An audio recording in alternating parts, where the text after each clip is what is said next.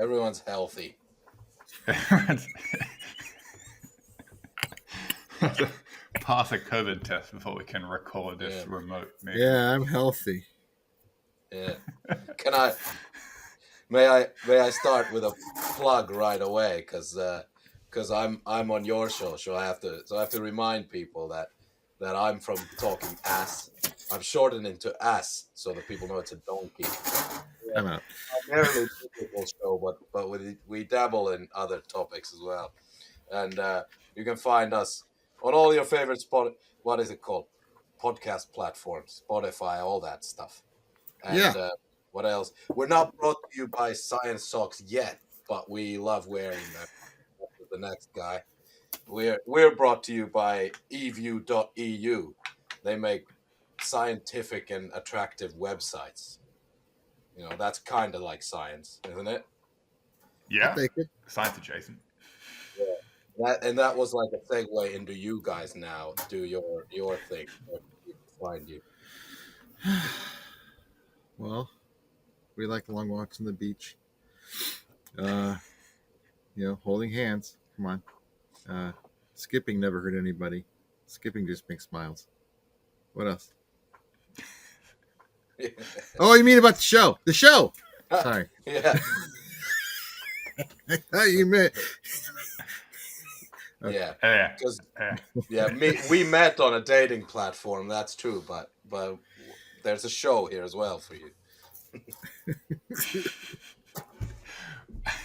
We are, very, very fortunate today to be doing another crossover episode with the Talking Ass, or it's now going to be Ass, the Ass formerly known as Talking Ass podcast.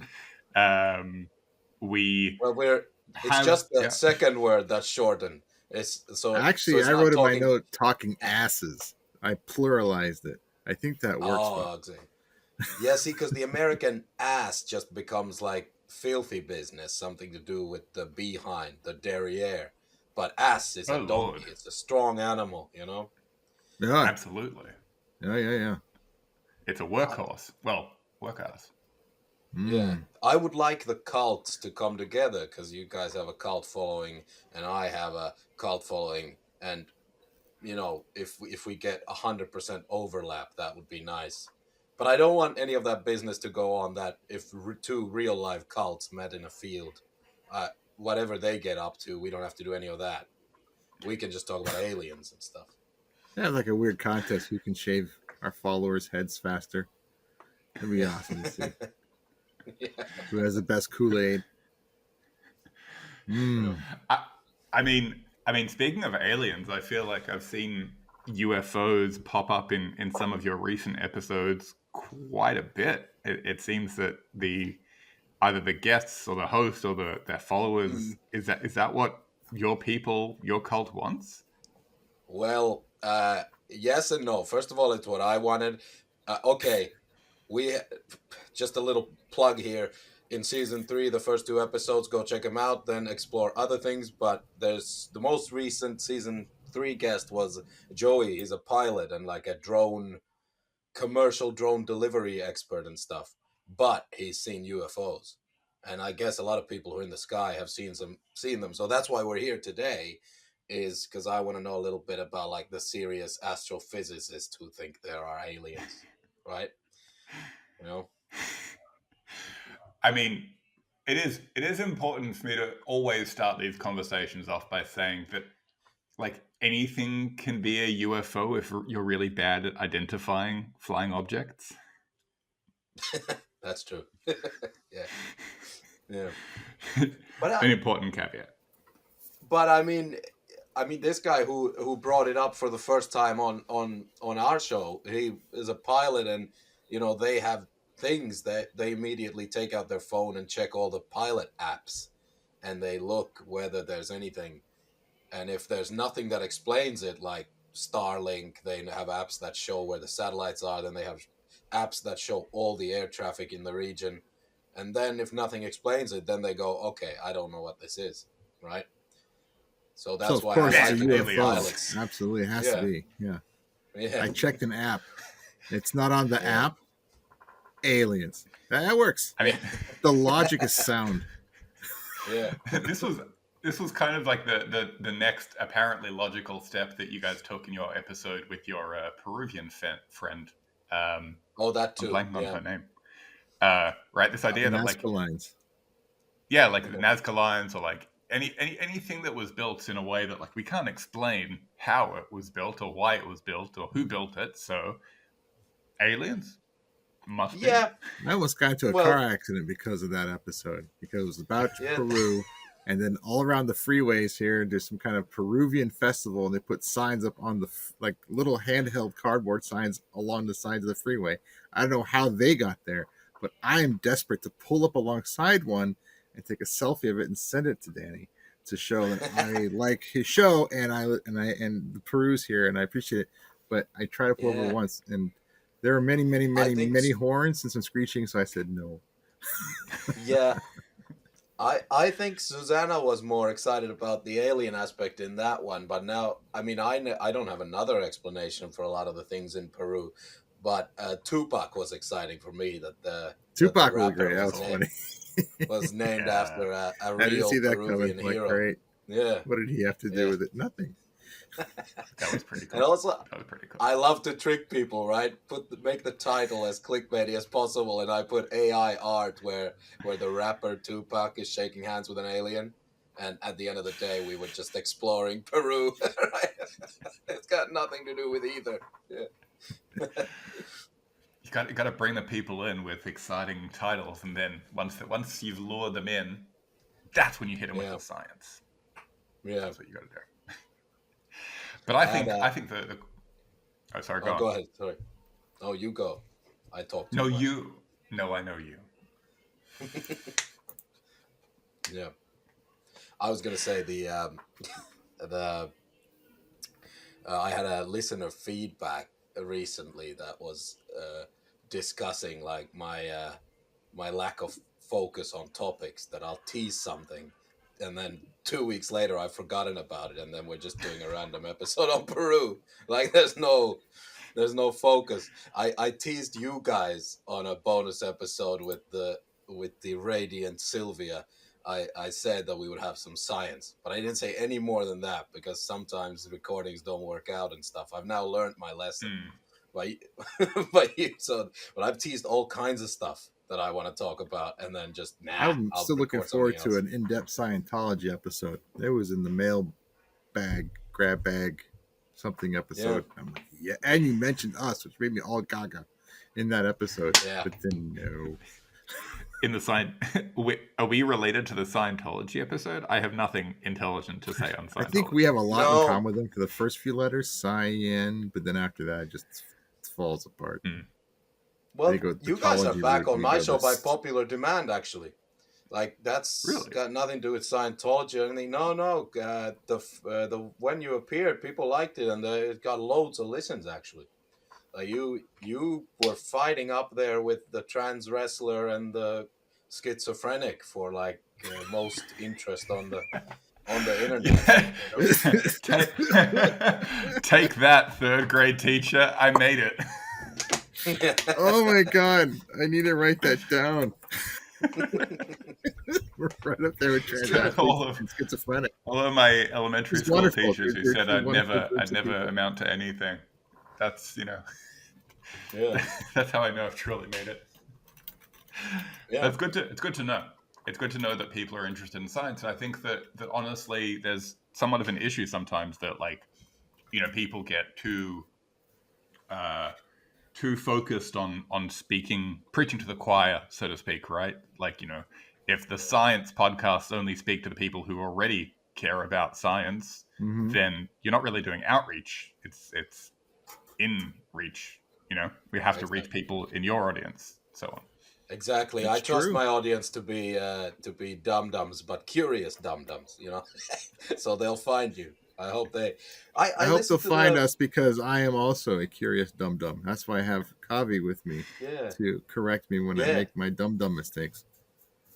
Yeah, I listened to all the scientists you've had on. Like they go such the the lady about the bees and stuff. It was like, wait, I will never ever in my life know anything to the level that, like, I might know like the song lengths of my favorite albums, maybe, as well as she knows like science. Yeah, very Oh, impressive. and we're gonna have her back because she left us hanging with so many cliffhangers about bees. the Yeah, yeah, Yeah. the thing behind the thing behind the scenes, we were like, I was talking to her the day before the episode and trying to figure out like what topics we were going to hit, and there was so much back and forth, and then ultimately we didn't hit any of the topics that we were No. planning to. We just got so deep in like this general world of everything that's interesting about bees that we didn't even touch like the specifics of her work. So that yeah. is going to be a very interesting part two. That's good because that's probably what's gonna happen now. Because I wanted to, because Benjamin messaged me about Finnish baseball, and before we get I into have aliens, notes. I have questions. I have notes. all right, Over. shoot, like we have nothing. I mean, people have been aching for more information about this game, I think. Oh, I'm this is just Finnish online and baseball. I'm going through my Yeah. feed, and then all of a sudden baseball comes up, and I will watch baseball. I'll stop for Mhm. baseball. Okay. I'm expecting some kind of miraculous play or something. And then the announcers are speaking, I don't know, in a language I just don't understand. I'm like, okay, okay. I've watched Korean baseball. I've watched Japanese baseball. I'll watch whatever this baseball is. Yeah. It's baseball. And then I realize it's the best way I can, from watching, I don't know, I think I watched easily a couple hours worth of superpesis or whatever you pronounce it, Finnish Mm-hmm. baseball. But my understanding is this. This is how best I can figure it out. Some Finnish people were in the United States and they went to a baseball game on accident and they fell in love with it. And Yeah. they said, when we get home, we're going to play baseball. But they never took a photo, they never took notes, they never bought a handbook, nothing. They just showed up and they went home and they said, guys, we saw this game. And everyone's like, Yeah. tell us about it. Well, there was this home plate shaped thing. I don't know what it was for. You know what? Make the whole field look like that. And then there are people there with bats and people there with balls. Like, what do the bats look like? I don't know. Make something. Done. And then when people hit the ball, they just ran anywhere and they were very happy. And I was like, Yeah. yeah, and like, Extremely. that's it. That's the whole game. That's the whole game. Run anywhere you want. Be happy. Lots of jumping up and down. It's much And like that's the it. Finnish. It's much like the Finnish school system. It's like run around, be happy, right? That's the I stereotype. love that. I love that. Yeah. And I'm not trying to poo-poo Finnish baseball, maybe Oh, a you little should. bit, but they're having a great time and everyone's cheering and having a wonderful time, having fun, running the wrong way. But Yeah. okay, So what happened is you're very close to the truth, because what happened is I'm taking this. I learned this story 25 years ago, maybe, or 30 years ago. So you know, I'll try my best. In back then when they brought baseball to Finland, the guys who went to America were actually like the best athletes in the world. Finland for a while was a powerhouse in like Olympic sports. You can go back and check like per capita medals in the Olympics. Finland is up there in the top three, if not on top. And it was especially long distance running, but often these guys were like multi-sport athletes and stuff, and they were invited around the world to just do exhibitions to raise local people and stuff. And I think one of the guys or some of the people who brought baseball to Finland were in America on one of those trips. And what they thought is, in baseball you have pitching, right?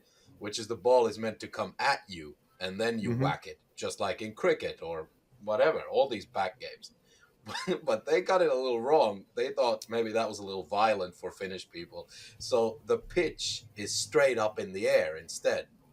they pitch it like mile high in the air, and it falls down at terminal velocity. See, science. I know 9.81 meters per second squared. Right? Works.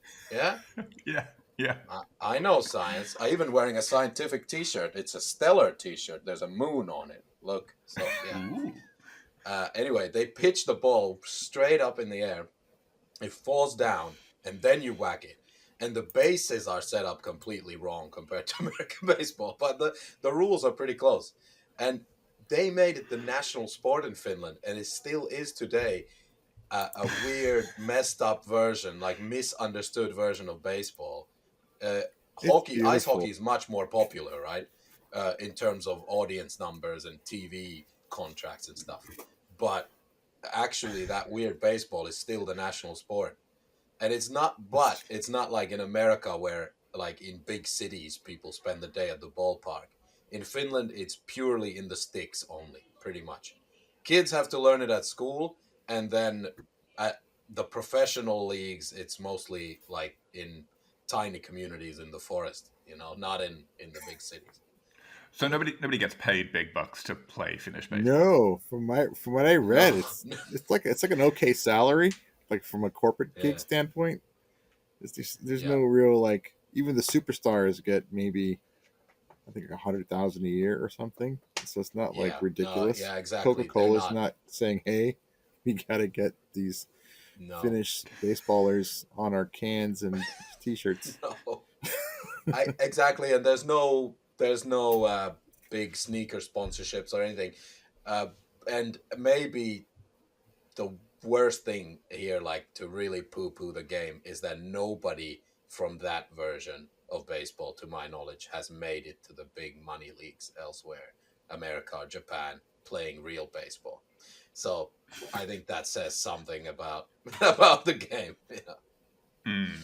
Yeah, even with different rules, I feel like different versions of football, and I'm not talking about soccer, sorry, but like between NFL, Australian Football League, AFL, and Gaelic football in Ireland, like there are players that go between those sports because even though the rules are vastly different, there are a lot of it's high level athletics, Yeah. and there are skills that are transferable between them.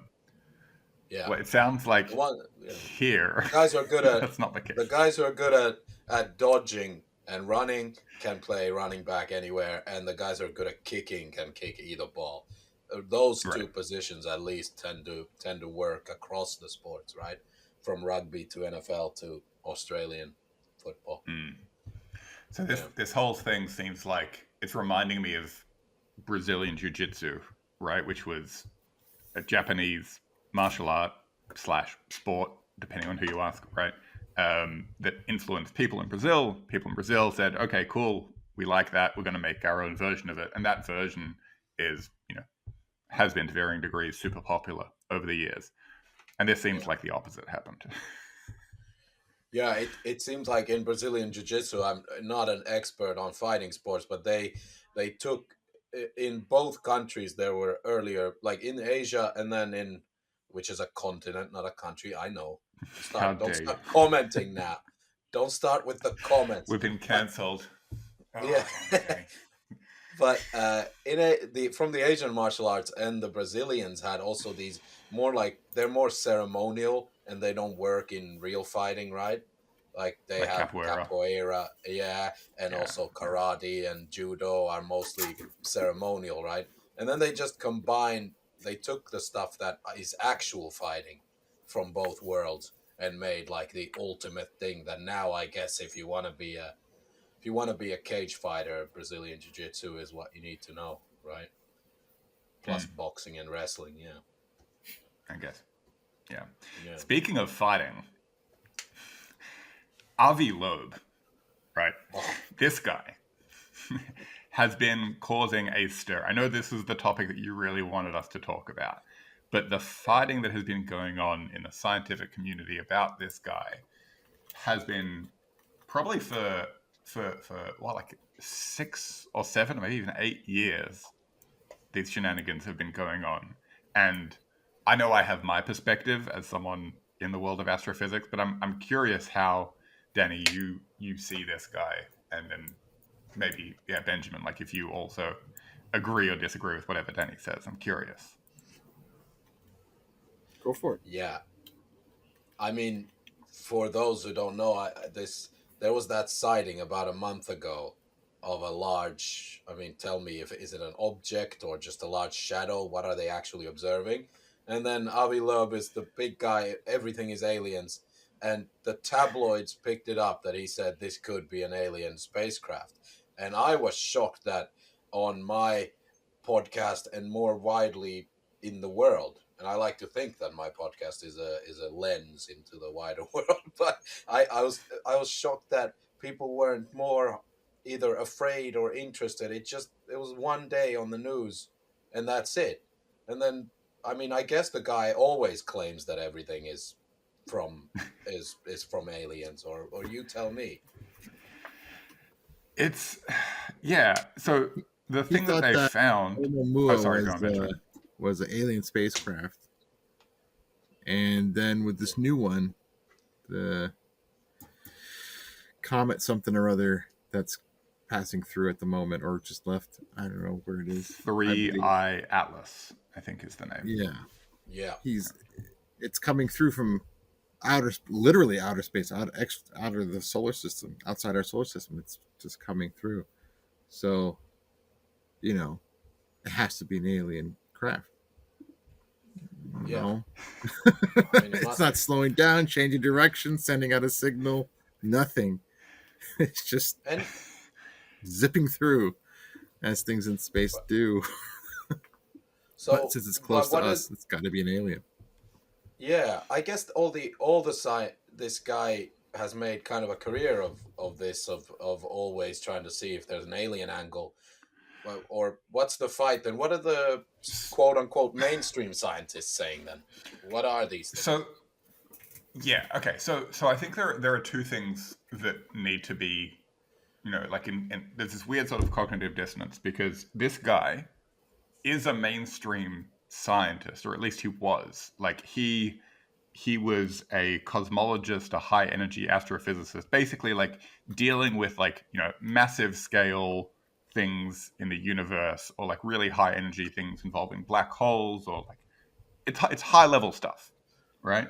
And he held various positions at Princeton, at the Institute for Advanced Study, and then at Harvard, and then he became, I think he was the chair of the astronomy department at Harvard until 2020. He's you can say, if you just look at his CV, at least until a couple of years ago, like, this is a mainstream scientist. The problem is that science is a huge field, and astrophysics is also a huge field. And so being an expert in one area of science does not make you an expert in every other area of science. And the same thing goes for astrophysics. And I think that most astrophysicists would agree with me. Like, I work on radio astronomy. I work a lot on stars, a little bit on supernovae. Ask me about planets. Like, I don't know a lot, right? I know more than the average human being who has never, thought about planets being different to stars, right? You can name all the ones in our solar system, right? What are they called? Yeah. Cancer, Aries, Pisces, T-Rex. No? T-Rex. So I think that there's this like the weird case with Avi Loeb is the fact that he is an intelligent guy. He does have the credentials in astrophysics in general, but what he's done the past few years is started like leaving his lane and going into these other areas of astronomy or astrophysics and like making these bold claims without the bold evidence to back them up. Okay, but he did find, like, before these sightings, he found some kind of orbs that were these like balls made of uranium and shit stuff. So the sphere rules thing.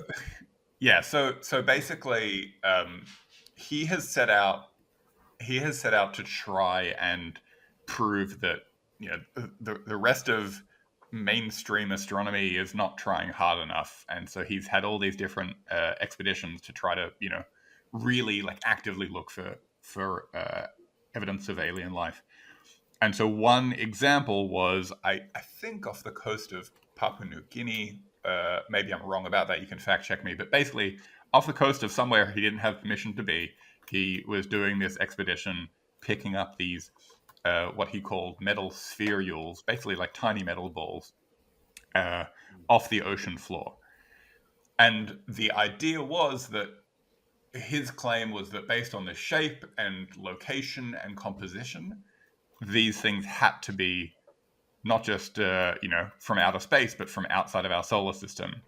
And there were a couple of problems with that, besides the fact that he didn't have local permission to be there. The evidence for the location was basically he was taking this like fireball event, so like a meteor or something crashing through the atmosphere.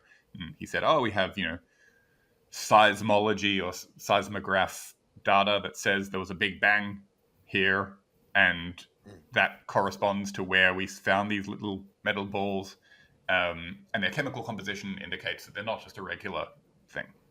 So the latter people who do work in this field and work a lot on tiny space rocks and comets and meteors said no, the chemical composition is perfectly normal. And other folks found out that the seismograph that he was relying on was not set off by a fireball in the sky, but by a truck passing by. So that's unfortunate. Yeah. And this latest one, like, they say if it looks like a duck and quacks like a duck, like it looks like a comet and it quacks like a comet. So these claims that it could be other things, there were like people joking that, oh, well, if it's an interstellar alien spaceship, the windscreen got dusty on their drive over. That's why we're picking up so much dust. Like, no, the physics that we know suggests that we would see dust cloud sort of things around comets. So it's a weird situation that I don't think the nuance of it is quite getting to the mainstream, if that makes sense. Yeah, and in his defense, that makes a lot of sense. So we're not immediately expecting an alien invasion, but in his defense, we talked last time about people who didn't get credit, especially female scientists. He did give credit to his intern, Bergstrom, I think she was called, who was actually doing the scraping of the ocean floor or something instead. And he said it in an interview, and I thought that was cool. At least we've learned our lesson from the DNA guys who were too drunk in that pub to mention that is really cool. Yeah. I think the flip side of that is he has taken under his wing a lot of undergraduate students and like grad students who are really early in their career. And these students now, or as they've gone on to become early career researchers, their names are forever going to be tied to this research. And some people might look at that work and it depending on where they're applying, it could be detrimental. So like, I know that when I publish a scientific paper, I want to be able to stand behind it, and I want to, scientists get things wrong, sure, that's fine. But I feel like there's a way to go about things, and I can at least stand behind my methodology every time. It feels like the people who, what's that?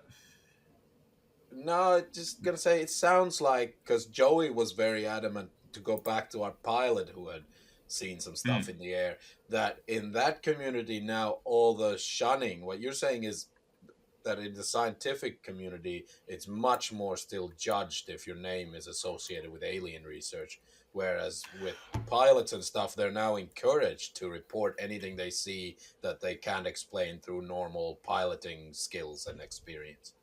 I would push back on that a little bit, and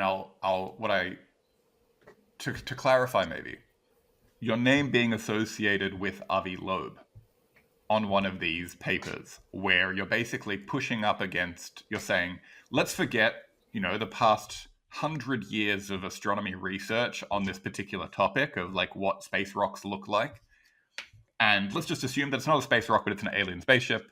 Right? That sort of search for aliens, I think, could be detrimental to people's careers. By comparison, I know a lot of people who have done work at SETI, the Search for Extraterrestrial Intelligence, right? The SETI Institute, which is based out of Hat Creek in California. Like a lot of serious people, whether it's like Jill Tarter or Shanoa Tremblay, who he had as a guest a couple seasons back, or Wahel Farah, who's recently finished up his position as project scientist on like some of these searches for extraterrestrial intelligence. Like these people, there is absolutely no shunning of them, at least from what I can see, in the scientific community. Yeah, well, that's good. What about the stuff about the people who look into radio waves? And there's like some really early recordings of radio waves from outer space. Is this nonsense or is this real? I mean, I hope it's not nonsense, because that's the majority of the science I do is radio wave astronomy. Yeah. No, I mean specifically alien radio waves, or like stuff that is radio signals that are coming from out there somewhere. That's exactly what SETI does. I mean, they've gotten some criticism recently that they're too focused, if anything, on the radio waves, right? Because what radio astronomy does is you try to like look for radio waves coming from space, and if there's anything weird that's not like a natural object, like a star or a galaxy or whatever, you have algorithms that are designed to help you like clean up and calibrate, and like maybe if it's like radio frequency interference from somebody's cell phone or a Wi-Fi tower, or a bloody microwave that's going off near the observatory, which has happened before, we try to identify those things, right? We try to figure out like these anomalous signals, and so a lot of the work at SETI has been focused in recent years. Again, if folks are interested, you can go back to the episode that we did with Shanoa Tremblay. She's working on this sort of pipeline that automatically detects weird anomalous signals that are not radio frequency interference, they're not RFI, they're not a real source, and they're candidates for potentially being an alien, techno signature. That's definitely a thing. Like there are definitely people working on that, and it's a respectable area of astronomy. Not so much a message being sent directly to us, but just a hint that there might be something there. Yeah. Yeah, exactly. I mean, I'm not used to doing this in my life, but it just a moment of a reflection there. We had like a 2-second pause there almost before I ruined it with my talking. But in the last week alone, I've had now conversations with serious people who are not like crazy and are doing serious science or serious development of drone infrastructure or stuff. We're talking about life out there as if it is clearly a very serious possibility. And I'm sure this has happened to you guys who work with space and science all the time, or with Benjamin at least as a very serious hobby. You're like, but for me, this is a moment where I'm going, whoa, it's becoming now, I don't know, how would you put it in sports gambling terms? Is it more likely that there is something out there or less likely?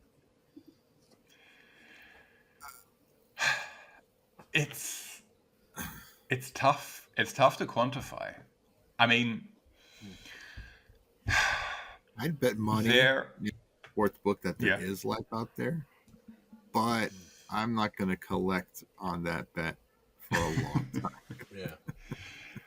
Yeah. I reckon if you placed a bet about microbial life, like bacteria or something, on another planet, either in our solar system or on a moon in our solar system that's not our moon, or potentially on a a moon or a planet in a different solar system, I would probably put money on us finding evidence of that within our lifetime. But like a walking, talking, yeah, I know, yeah, Benjamin's like making a face. It's like, oh, la di da. But I don't know how else to I'm gonna describe that cash in. face for our audio listeners. But like, yeah, I don't think that's a crazy bet. I might be wrong. I don't think that's a crazy bet to make.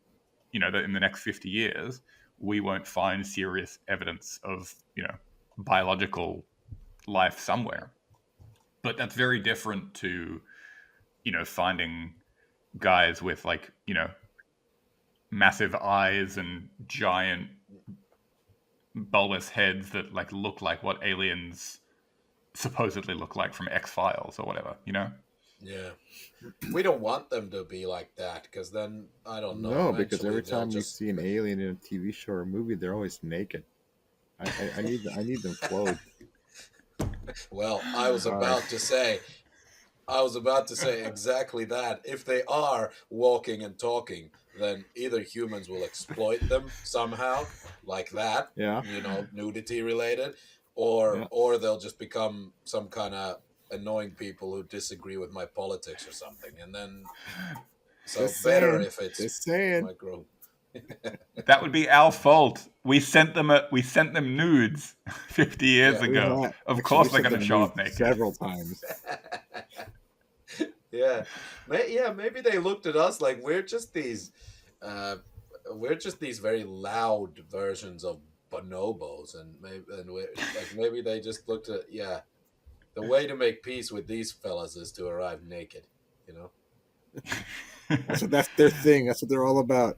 We're gonna go to this Earth place, but before you go down there, kick it off. That's their thing. Yeah. It's like, oh man, we have to. It's like, yeah, sorry, that's the only way they'll accept us. Otherwise, they'll get really scared of our fashion. I don't know. Whatever it is. No, there's a lot of there really are a lot of people who've spent their entire careers working on this, and this again is like something that, again, like I have respect for Avi Loeb for the work that he did prior to going off on this like only I care about aliens binge, but it's exactly that. Like there was a talk that he was giving maybe 3 or 4 years ago. I don't know, my timeline around COVID or post-COVID is a bit wobbly, but there was a talk that he gave about his research and about the fact that, like, oh, look at me, I'm looking for aliens, and I'm the only one looking for aliens, and nobody else in astronomy wants to look for aliens. And one of the people in the virtual audience was Jill Tarter. Jill Tarter is like, not one of the founders of SETI, but has been working at SETI, Search for Extraterrestrial Intelligence, since the early 80s, right? And she has made her entire career about looking for aliens. And she asked him a question after his talk, and he basically dismissed it as like, oh, you just don't want to find the aliens. You just don't care. It's like, bro, she spent 40 years working on this. You spent 4 years doing it. It's like a child has wandered into a scene and says, oh, I'm going to do it now. Nobody else cares about it. This is my project. So I really do think that, science and astronomy is all about making hypotheses, and sometimes they're going to be a bit more exotic than others. Make a wild guess, test your theories, go out there and, explore the frontiers, break molds and stuff. But I also do think that there is something a little bit disingenuous about pretending that you're the only one doing it. You know what I mean? Yeah. Yeah, so he might be suffering from a common common ailment amongst academic superstars, eh? It starts with E and it ends with go. Yeah. He's not the first Yeah. one to fall into that trap. It could be that. It could be that. Well, so or maybe I he just don't know. doesn't want to believe that he's mistaken. Just what was it? I mean, that sunk cost fallacy. Percival Lowell, right? Percival Lowell. He's the guy who built a huge telescope. It was in Arizona or somewhere here in California to look at Mars, and he got some of the best visuals and data about Mars. But he's also absolutely convinced himself that there is an alien race on Mars, and they built this network of canals across Mars Oh, the canal. to bring water from the poles to the equatorial regions because these people have screwed up their atmosphere and they need water. And it's, where do you have any evidence of any of this story? You just have fuzzy photographs, and then when the people look, these canals are just caverns and ravines and stuff that are just natural to Mars's geography. Did they this learn dates back anything to a useful from mistranslation. this, though? Yeah. Huh? No, it's. I think if I'm not mistaken, the whole canal thing on Mars dates back to Schiaparelli, which I right. So Schiaparelli was an Italian astronomer who said there are canali, there are channels, right? Basically, looking at the topography, potato tomato. Like he noticed that the land shape, right, looked as if there was places where there could have been particular formations that showed, valleys here and troughs there and whatnot. It was that was misinterpreted as being canals. There is, I it's an understandable mistake. Yeah. But did still, they he learn bought anything useful about Mars through this project, though? Mm-hmm. They were studying it more and more closely, and they started learning more about Mars's seasons, and they learned more about clouds and weather on Mars. They're able to see that there is like sandstorms and some clouds. They got a little more information about the moons of Mars. I mean, there was information coming in, but at the forefront of the mind of the person looking at all that stuff, he's thinking, these guys are starving and they need water. And so he kept trying to somehow equate everything he found to help support that narrative. Yeah. Which was that part was wrong. Speaking of the surface of Mars, I did see that high def photo that was taken by one of the things we send out there, whatever they're called, Voyager, Excalibur, whatever cool name you give it. I saw a photo and I saw the landscape and I was like, that looks like any festival ground after everyone leaves and it's cleaned up. Like that, someone's looking at a real estate opportunity up there. Didn't look so bad, but then you turn on the audio of the video it's filmed, and the winds sound like just absolute death, like pure, like that will kill you in a second, right? Oh yeah. It's cold. It's windy. That's about all it's got going, really. Yeah. Got some nice red dirt. It's dusty and rusty.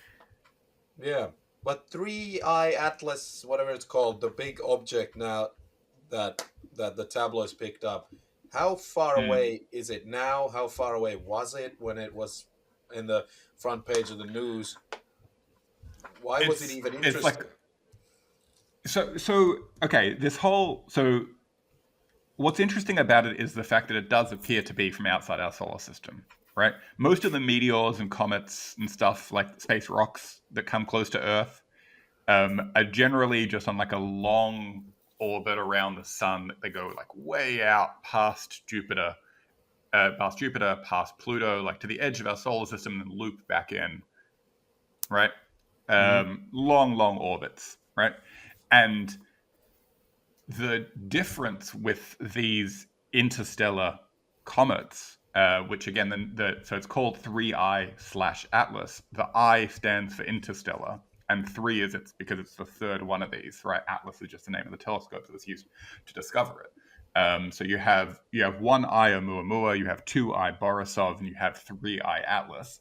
And what's unique about them is the fact that when we detect them moving at such fast velocities that they cannot be bound to an orbit around our sun, right? So like in the same way that there's an escape velocity, you have to move at a certain speed, to get out of Earth's gravitational pull.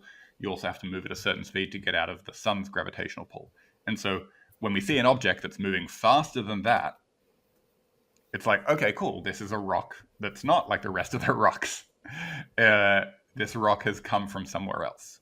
And that doesn't necessarily make it an alien, but it does make it interesting because we can study, by looking at a rock from a different solar system, we can see what the chemistry is like in that system, whether that system formed at a similar time or in a similar way to our solar system.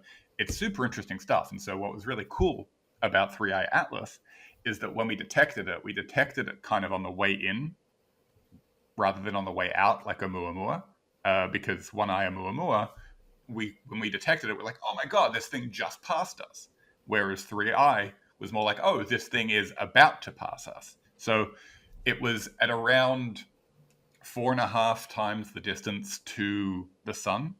The distance between the Earth and the sun is called an astronomical unit. So that distance times 4.5 away from us when we first discovered it.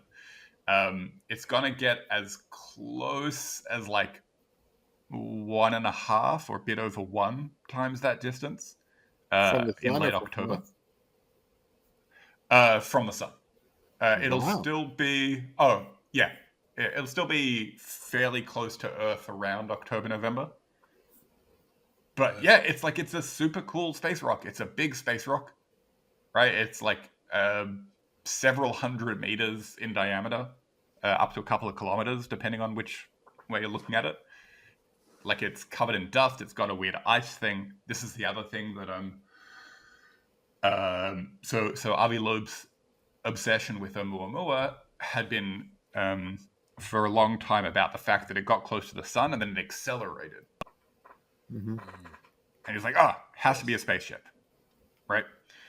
Even if it's a solar sail, a type of thing that's catching the sun's rays rather than wind, like a regular sail would. His idea was that, like, it was, catching the sun's rays, and that's why it accelerated, because it's an alien ship.